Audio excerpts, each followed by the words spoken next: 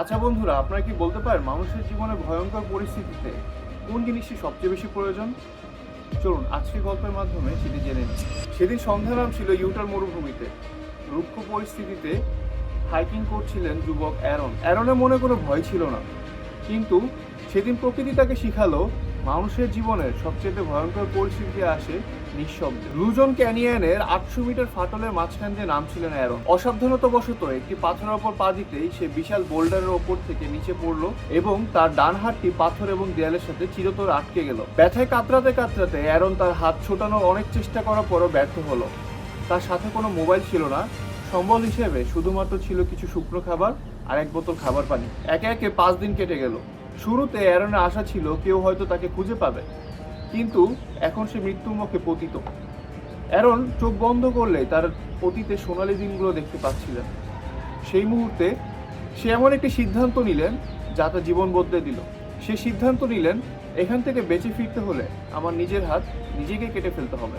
অ্যারনের কাছে কোনো medical tools ছিল না, শুধুমাত্র দড়ি কাটার মতো ছোট একটা ছুরি, আর মনে ছিল তীব্র সাহস। তা দিয়ে অ্যারন প্রথমে হাতে চামড়া কাটলেন, মাংস কাটলেন, রক্তনালী কাটলেন, এবং সবচেয়ে ভয়ঙ্কর মুহূর্ত ছিল তখনই যখন সে তীব্র চিৎকারে পাথরের সাথে হাত বাঁকিয়ে তার হাতের হাড় ভেঙে ফেললেন। আটকে পড়া 6 দিন পর রক্তাক্ত শরীর নিয়ে ক্যানিয়ন থেকে বের হয়ে আসে অ্যারন। প্রায় 10 কিলোমিটার হাঁটার পর এক দম্পতি দেখা পেয়ে সেখানে মাটিতে লুটিয়ে পড়েছে। তাকে চিকিৎসা করতে হসপিটাল নেওয়া হয় এবং চিকিৎসার পর এভাবে বেঁচে ফিরেন অ্যারন। বর্তমানে অ্যারন বিশ্বজুড়ে অনুপ্রেরণার প্রতীক। অ্যারনের জীবনের ওপর নির্মিত হয়েছে ব্লকবাস্টার ফিল্ম 127 আওয়ার্স।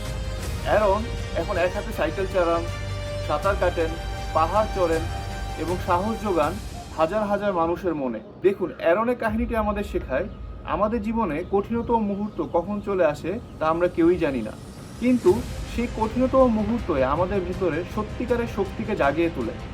জীবন কখনো থেমে থাকে না, শুধুমাত্র সাহস লাগে সিদ্ধান্ত নিতে। আর যেখানে ইচ্ছা থাকে সেখানে পথও তৈরি হয়ে যায়। ধন্যবাদ।